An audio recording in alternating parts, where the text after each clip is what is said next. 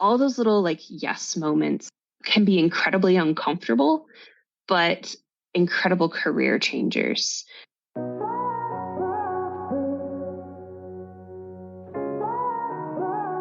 This is Vet Life Reimagined, and today I have Dr. Jess Trimble. She got her DVM degree at the University of Illinois, and this country farm girl working in mixed animal medicine took a chance and started a wellness clinic in California. And the adventures continue to come for her. She is an experienced general practitioner, telehealth consultant, speaker, and currently the Chief Veterinary Officer at Anipanion. We jump right into talking about the culture of busyness. So this episode is not a perfect timeline, but this was a fascinating conversation.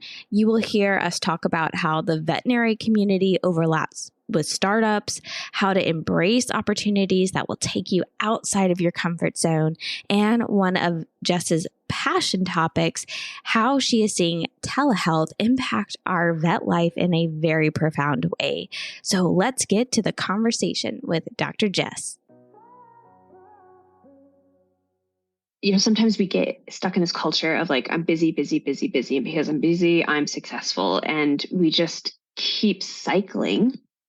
And it's very easy to not stop and look at who you are as a human and what you need, because you are just stuck in this cycle of busy, go to work, take care of the kids, feed the dog, walk the dog, pay the bills. Like before you know it, your day is done and you've had absolutely zero time to pause and reflect on, is what I'm doing good for me, good for my family, good for my job, good for my mental health? Or am I just on this hamster wheel in the rat race, right? Spinning away. So, and sometimes our work really reinforces that. I've been working in startups since like 2017 now. And that culture especially is, you have so much to do in such a short amount of time to make these businesses go from 0 to 150 in, just a very minute amount of time. And so you really adopt this culture, personality, schedule of do it now, do more than what everybody else is doing, because it's the only way we're going to be successful. And then pretty soon you're like living and breathing it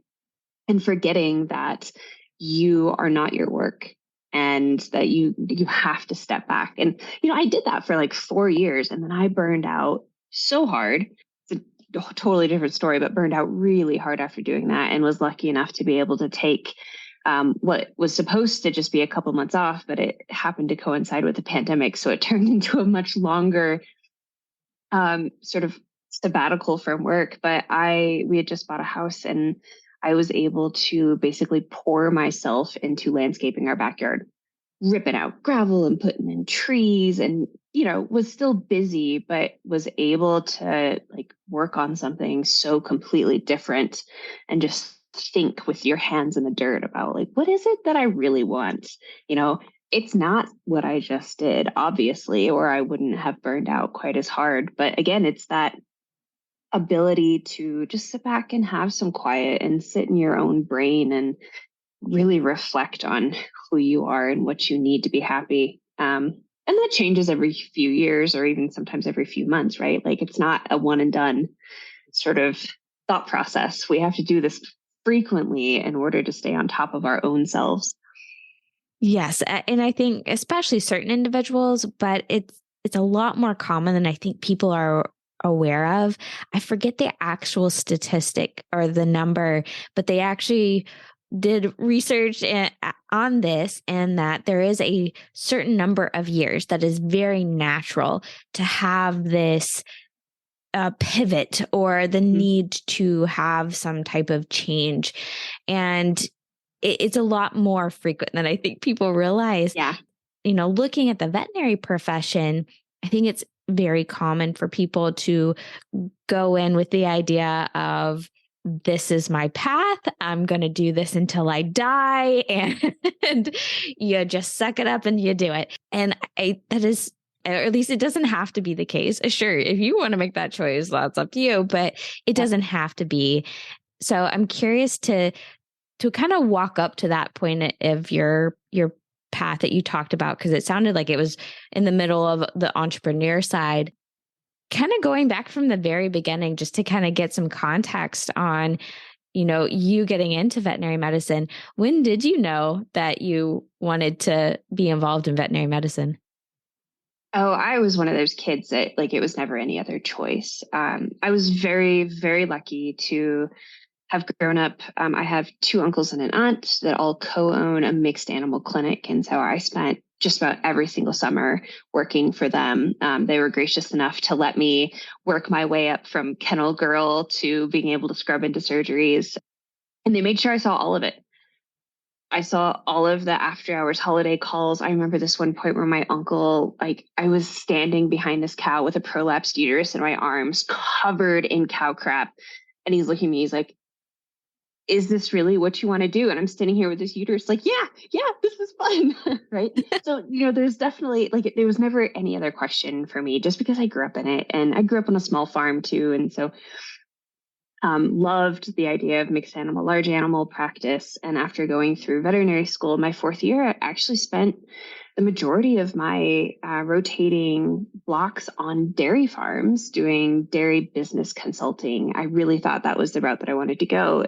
And I kind of knew that I didn't want to like practice clinically forever because I've always had an interest in the business side of things. And the dairy business consulting really spoke to me.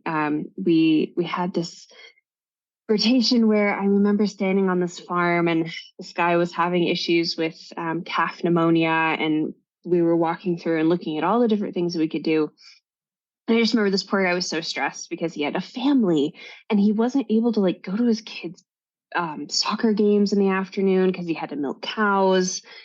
And by the time we had left, I remember, it'll stick with me forever, we sort of as a group went through and we're like, well, if we raise the roof on your barn 3 inches, which isn't that hard to do, we will increase the ventilation to your calves, which will decrease the rate of calf pneumonia significantly. And with that decrease, your calf survival rate should go up, like X%, which means you're going to have more calves to sell.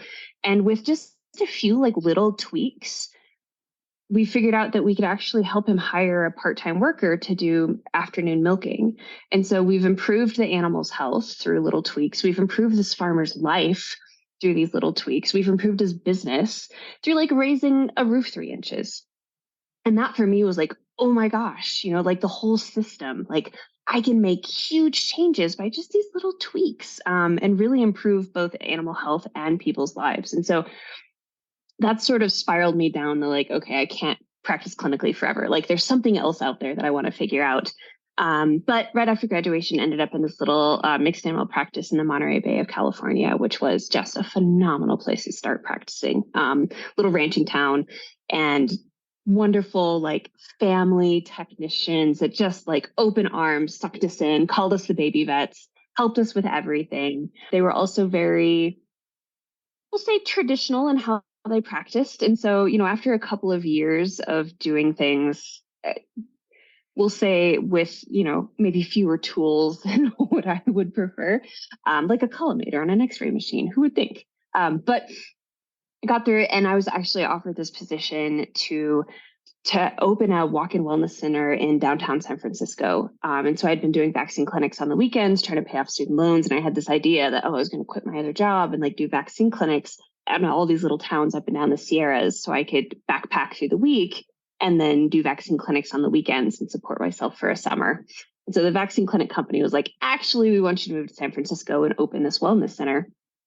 And that was one of the coolest experiences of my life. Like, talk about the most entertaining clients you will ever find in the world. Like the middle of San Francisco, I got everybody, like every language, every ethnic group, every like income level, every like on the spectrum of, mental health. I got all of it. And it taught me to be such a better human.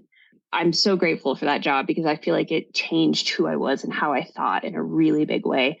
And that's also where one of our co-founders of our first startup just walked in with his dog one day, and he's like, hey, you're a veterinarian.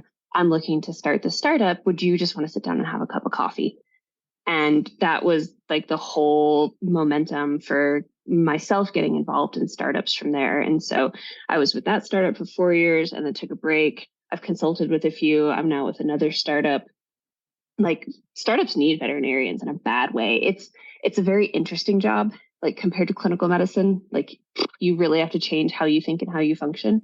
But yeah, here I am working remotely, helping technical teams build software for veterinary clinics and consulting with other practices and helping them figure out how to implement new technologies, not just our own software, but all technologies to help them work more efficiently. And it goes right back to that. I can now put a technology into a hospital that helps with the patient care. It helps with the client's relationship. It helps with the business. It helps with the work-life balance of the people that are using it. And so I'm back into that system of like, what little tweaks can we make that really make a win-win-win situation for everybody? Sorry, that was I word vomited all of that. No, that was perfect. And I definitely, when you were telling the calf story, I could definitely see this like foreshadowing what you do now. So I thought that was really very relevant. And, going back, because I personally am very interested in entrepreneurship. So this might be a little bit self-serving, but I'm really curious on your thoughts. You said that startups really need veterinarians. What type of skills, what type of characteristics would someone in the veterinary profession need to best serve in the startup space? It's a good question, because I have certainly been in a position where I was looking to hire veterinarians for my own startup and having to make that decision of like, okay, you are a good fit. You are absolutely not. And I guess I'll back it up saying there's so many startups out there that are creating new technology, right? Like making these wearable collars or pet cameras or a thousand different things that are out there. And none of them have ever set foot in a veterinary clinic, at least in the back, None of them really understand how a veterinarian brain thinks. And so a lot of what these companies need are veterinarians to help them look at what they're creating and say, you know what? Clinics don't actually flow this way, but if we make this little tweak, it'll make way more sense. Or, you know what, you're trying to market to veterinarians by cold calling them at 10 a.m. on a Friday. Like, it's not going to work. Let's talk about how practices actually function and, how we can. So a lot of it is really just helping them see that perspective and making sure that what they're creating is going to be beneficial to all those parties involved. Because I've certainly seen some startups that they have great intentions, but don't realize that what they're making or doing could potentially actually be dangerous to a pet. Or, if they're trying to throw out some data that's going to make a pet owner panic, and then that's going to make the veterinarian's life harder because they're like, what do I do with this data? And the veterinarians, I don't know what to do with this. And so a lot of it is finding veterinarians who are just open to going with the flow. Something's breaking, great, let's fix it, right? Like we don't panic, we accept the chaos as just a part of it. One of the best descriptions I've heard of startups is you are handed a box of airplane parts and thrown off a cliff, and you have to put it together before you hit the ground.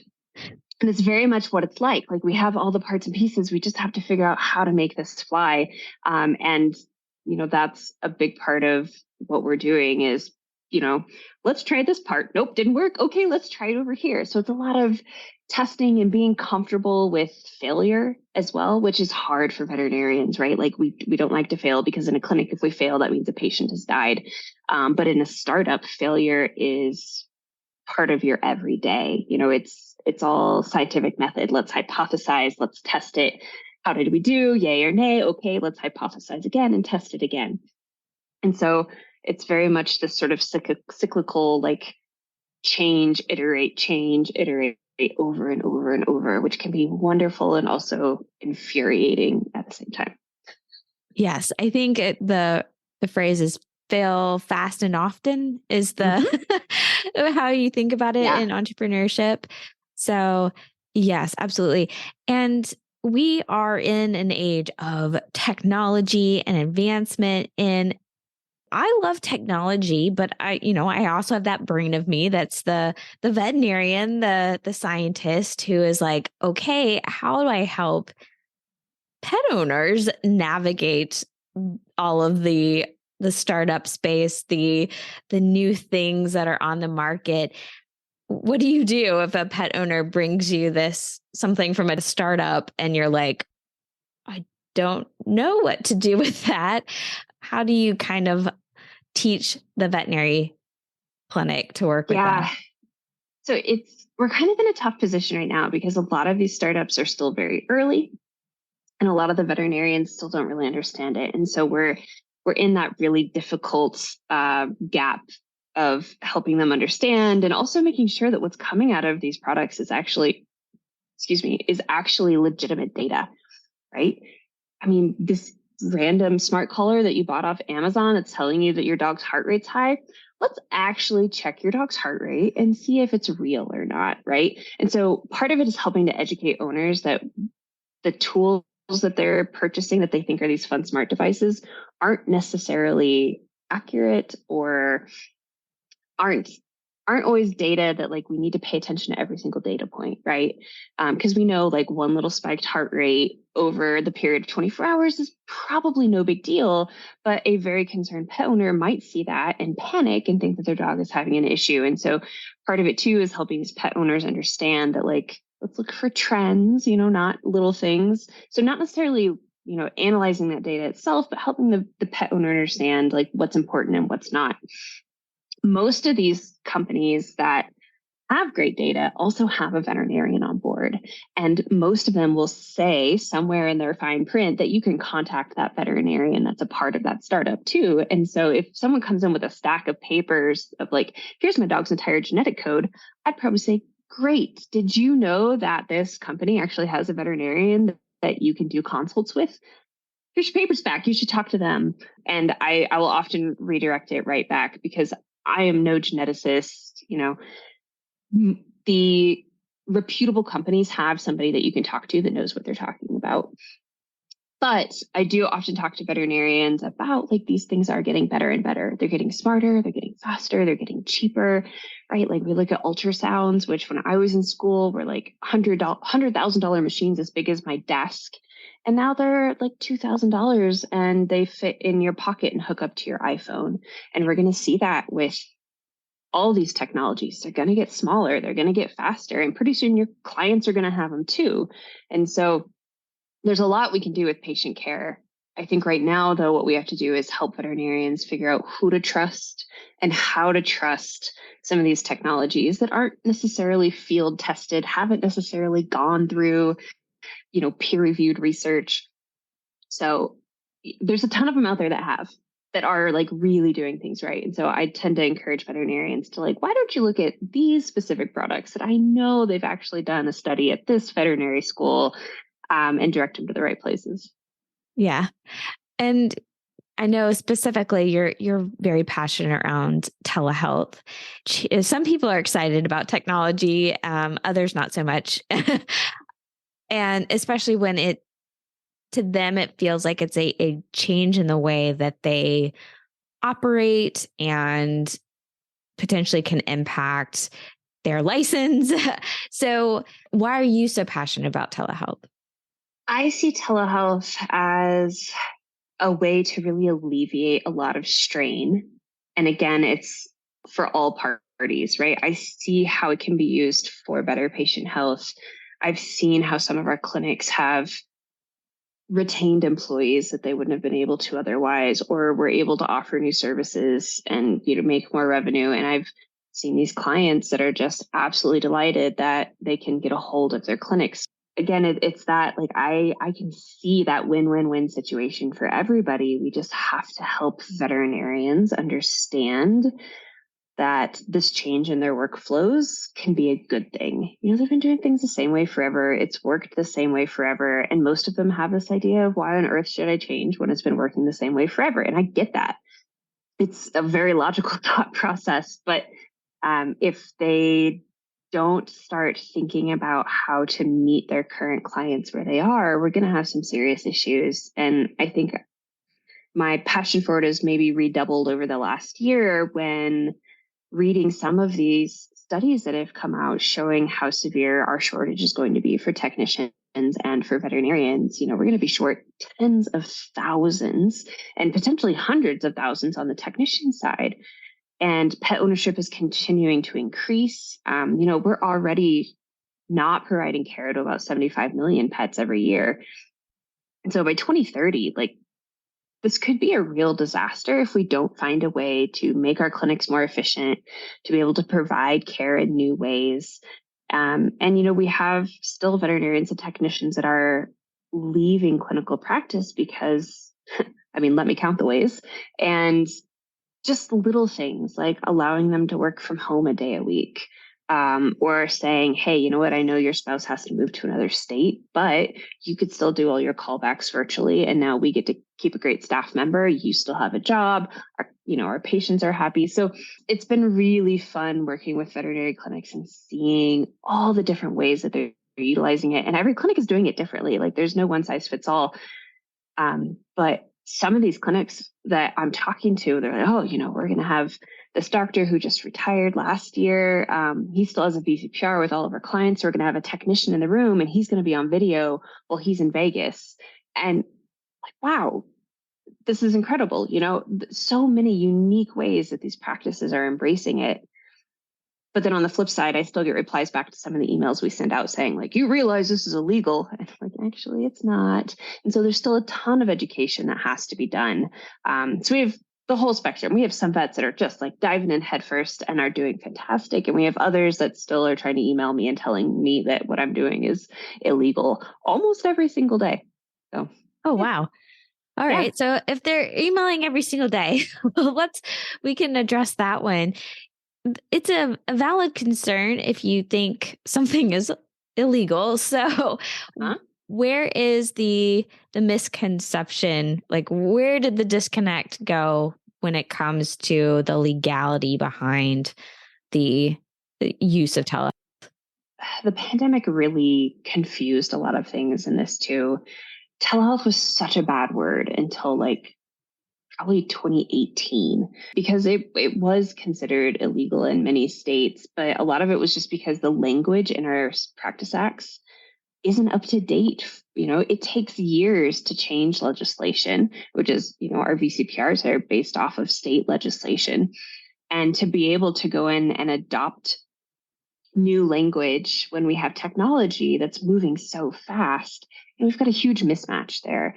And so I think we just weren't caught up as a profession as to what those possibilities were. And a lot of states wanted to backpedal on telehealth really hard because they want to preserve that client-patient relationship being a physical one, which I respect. That is obviously the best way to provide patient care, is to be in person. And so I think a lot of veterinarians were just offered a ton of information from different places and none of it matched up. AVMA is saying one thing, AHA is saying one thing, the AAVSB is saying one thing, the state VMAs are saying another thing. And I could talk about this all day about how absolutely confusing it is. And some states too, their VCPR says one thing, but if you call up the board, they'll tell you another. And so just a lot of misconceptions and bad definitions and confusion. And I think we're getting there. And then I think too, having multiple types of telehealth. And so what I prefer to focus on is the telehealth where a veterinary clinic is providing it to their own clients and patients, right? I want to help clinics connect with their own patients where they have that VCPR. There are a lot of businesses doing third-party telehealth, ranging from, hey, we're a nurse triage line and we're just going to give you some general advice and guidance, all the way to, hey, we have a bunch of veterinarians who we're going to allow to diagnose, treat, prescribe.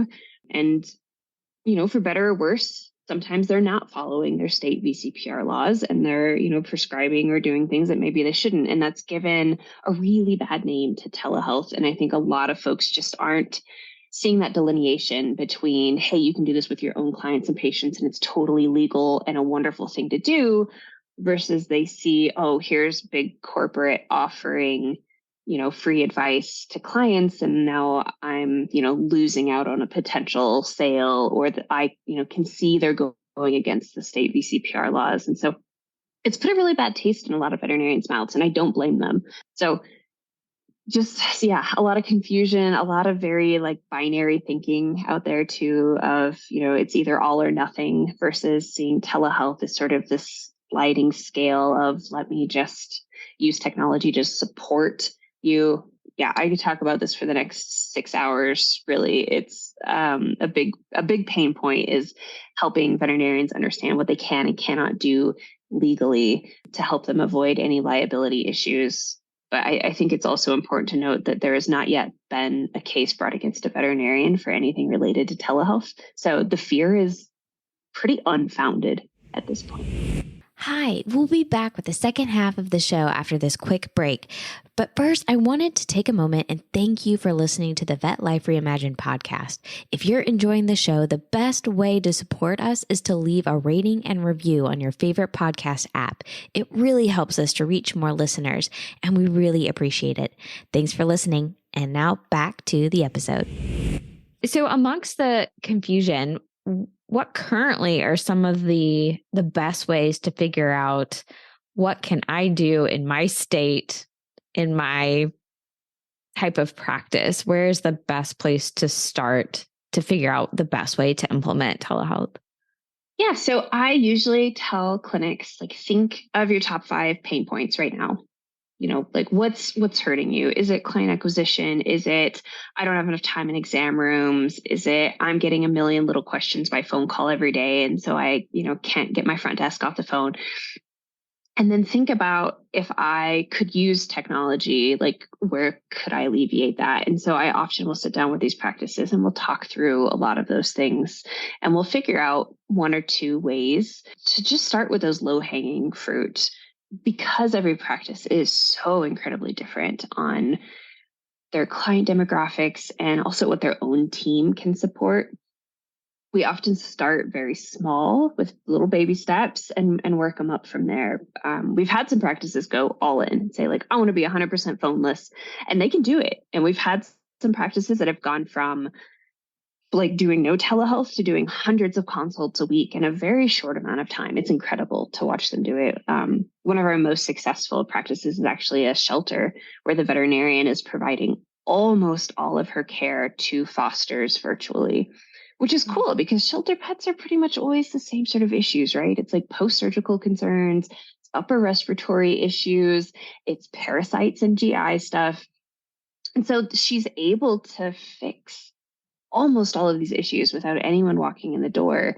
And it's those sorts of things that I see like, wow, this can really be successful if we can just help people get the word out. There's no like most successful way for any clinic to do it. It's really the ones that are most successful are the ones that pick that problem and just tackle it. And kind of, go back to that startup mentality of, I'm going to hypothesize, I'm going to test, I might fail. If I do great, then we'll test again. But it takes time to do that, right? And it takes staff to do that. And a lot of clinics are really short on that right now. And so that's, I think, where our biggest struggle is helping them to find the time and the people to actually implement these changes that can help them later have more time and more people. So it becomes kind of a vicious cycle of, I don't have enough time to save myself time. That makes sense. It does. And I think that's a really common concern for a lot of, time to change is I don't have time to sit down and figure that out. All the more reason to get help, I think, with the process. So do you mind sharing a little bit about what, is it Anipanion? Anipanion, yeah. I said it right. Good. I try to practice that. I appreciate it. So what does this company do? And is that an opportunity for people who do want to figure out, there's got to be a better way to do this? How do I get help? Is that what they do, or say more? Yeah, absolutely. So I joined Anipanion middle of 2020. And it's been so fun helping this company sort of like grow and find their niche within the veterinary sphere. They've been around for a couple of years before that. But what Anipanion is a platform that allows veterinary clinics to communicate with their own patients in its most simplest form. There's way more to it than that. And, frankly, we probably don't have enough time to talk about all of the fun things. But what we're trying to do is build up a way for these veterinary clinics to communicate with their team as well as with their clients, and then have those little efficiency tools built in. So like you can e-prescribe and you can do payment processing, and you can, like, your pet owners have their own app where they can actually track data and say, like, my dog had diarrhea at 3 p.m. on the 25th. And we can actually have good solid data versus like, I think maybe he had diarrhea once last week, right? And so as we are improving telehealth, we want our doctors to feel comfortable with the information they're getting through technology. And so we're really working to improve that. We're doing a integration with a wearable collar that does full vital signs. We want to improve how telehealth is being done so veterinarians can have a little bit more trust in how they're providing this service. We also have like a full retail store. And so if a pet owner buys a toy, your clinic's going to get 1% back on that.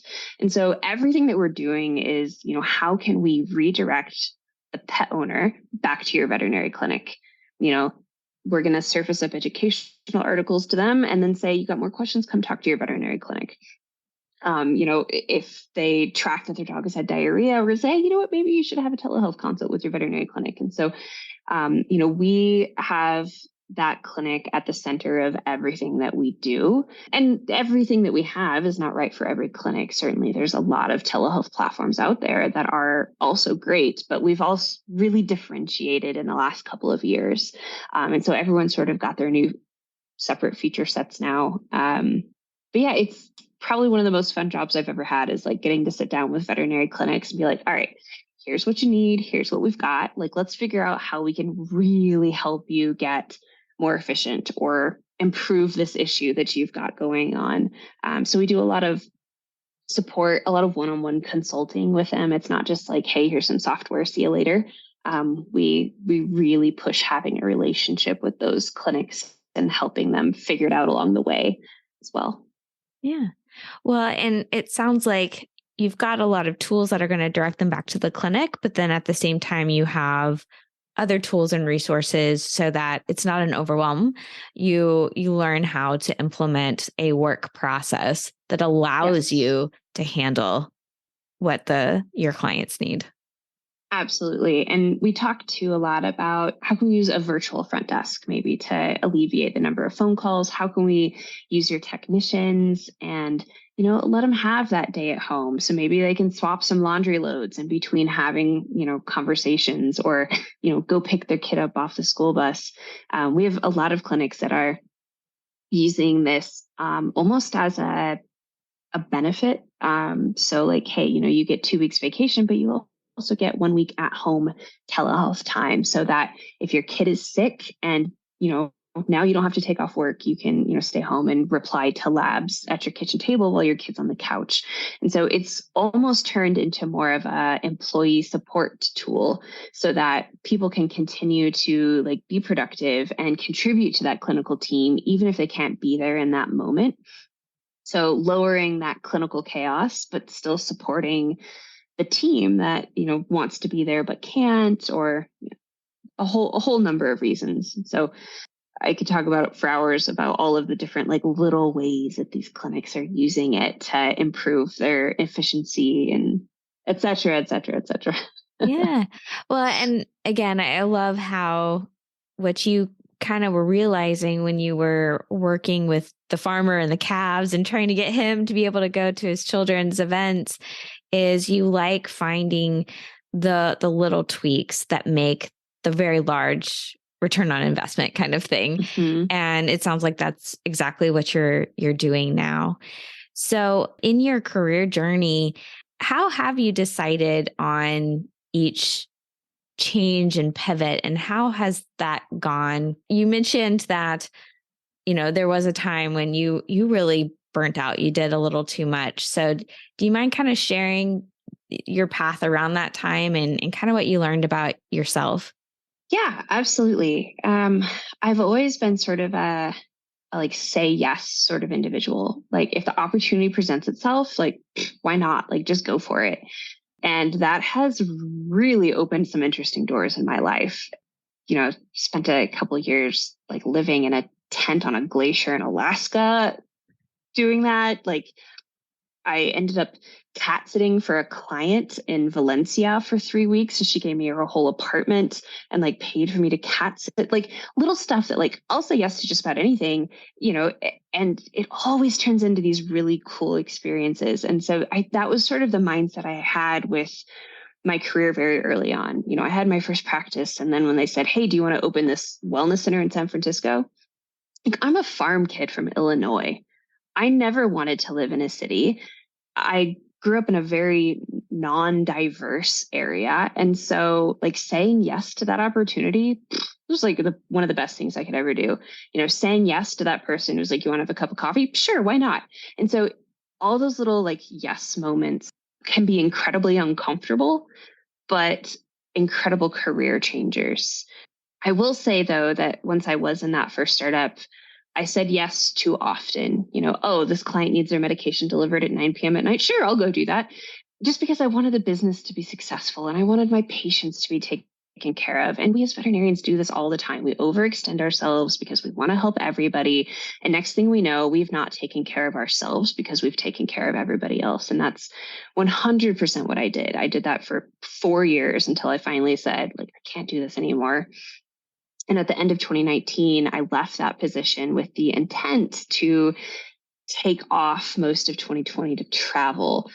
That did not go as planned because 2020, but I had a trip to Annapurna, so Everest Base Camp. We were going to hike up there. I was going to teach veterinary students in Thailand for 6 weeks at some elephant preserve. Like I had an amazing year lined up, and then it all fell to pieces because of the pandemic. And honestly, though, that was probably one of the best things that could have happened to me because I was very suddenly forced to be like, okay, I am at home.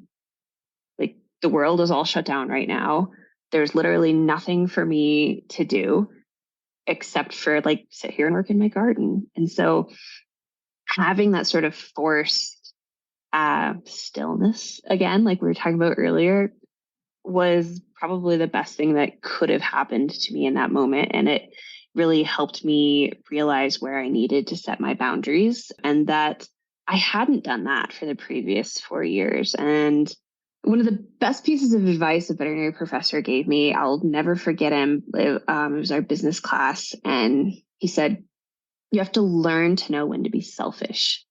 And that really struck me as like, I've not been selfish at all. And, his definition of selfish he was like an old pig vet, his definition of selfish is like, a little bit of self-care, right? You have to learn when to say no to other people so that you can put on your own oxygen mask first. And I absolutely had not been doing that. And learned where to draw my lines in the sand and learned where to say no. And I interviewed with a lot of companies over 2020. And I remember saying no to a lot. And part of it was maybe a little like PTSD, like, from previous positions, I could hear the chaos in the background on the phone call. And I'm like, I don't want any part of that. Like, absolutely not. Until I, started talking to my current company and they're like, oh yeah, we won't bother you after 5 p.m. We won't bother you on the weekends. Like we will respect your boundaries. And they have, here we are 3 years later, they have always. And so you can find those places to work and you can find those people out there that also will respect, when you need to say no for your own mental health. But yeah, that was probably my first real, like, ooh, I've not been taking care of myself. I am not in a good spot. I need to figure this out. And since then I have figured out that I still don't have it figured out, which I think is maybe one of the best things to understand is that, for a little while there, I was like, oh yeah, I've got this figured out. If I just garden and I read and I paint with working, then I'll be fine. But like that really wasn't it. Wasn't like leaving that room for reflection as I'm growing as a human over the years too, and how my needs are changing and things like that. So forcing myself to sit back and realize that I am a flawed human being and I don't know what I want and I don't know what I need, and that's okay. Like that's probably been one of the bigger realizations for me. But yeah, it's been a ride, certainly. And then this, trip to the Grand Canyon for 3 weeks with zero cell reception and zero contact with the outside world. And nothing to do except sit on a raft that moves at 5 miles an hour and just like look around at the beauty around you. It's such a good way to reset your brain and realize that I have to do this more often. I have to disconnect. I have to take that time to reflect upon myself and who I am and what I need, and not necessarily what makes me happy, but what fills my soul, I guess is maybe a better way to put it. Yes. That I think that's really deep, and to be okay with not being okay. Yeah. We constantly have to have that pause and allow ourselves to do that.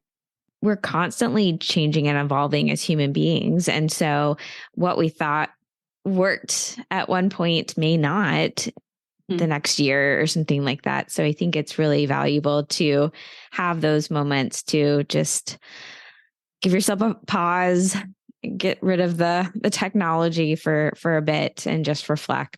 But yeah, so thank you for sharing that for sure. Before we have to wrap up our conversation, is there anything else that you would like to offer as words of wisdom for the profession? That's a good question. I think one of the things that I mention to veterinarians the most is a little bit of what we've already talked about, which is that willingness to try and try again, to have an open mind and to know upfront that, I might not be enough to do this. I might not, have enough resources. I might not have enough knowledge. I might not know enough about what's going on, but I'm going to try it anyway. Because maybe I do, right? Like I'm going to say yes to this situation, not really knowing how it's going to end up. But I know that win or lose, fail or succeed, I will come out a better person on the other side. And so that is what I talk to a lot of veterinarians about when we're, putting in new technologies. Like this might not work the first time. That's okay. It probably won't work the first time. That's 100% all right. Like we're going to work through this and we're going to get it there, but nothing is going to be perfect the first time we start it. And I think that goes with our businesses. It often goes with our patients. It most certainly goes with ourselves though, right? Like we are not perfect from the start and we never will be perfect. But if we continue to like pause and iterate on ourselves as well and really think about, okay, maybe I should change this a little bit for the next time, but then try again. And I think that's the key part, is to just keep saying yes and never stop trying. And, you also know where your boundaries are, right? Like you don't have to do everything and you shouldn't do everything, but just to not stop saying yes to those opportunities. Yeah. And, another thing that I just love to add to is you rarely have to do that alone. I like to remind people of that as well. So kind of add on a bonus question before we get into the final four. Is there a support system that you have? I have the most incredible support system. I cannot say enough good things about the support system I have. So, my husband, also a veterinarian, we went through veterinary school together, somehow got into the same school. We did our first job together, and it was so nice to be able to like sneak into a coat closet and be like, I need you to look at this x-ray. What do you think? Right. To have that person that will always help you without judgment is so, so critical.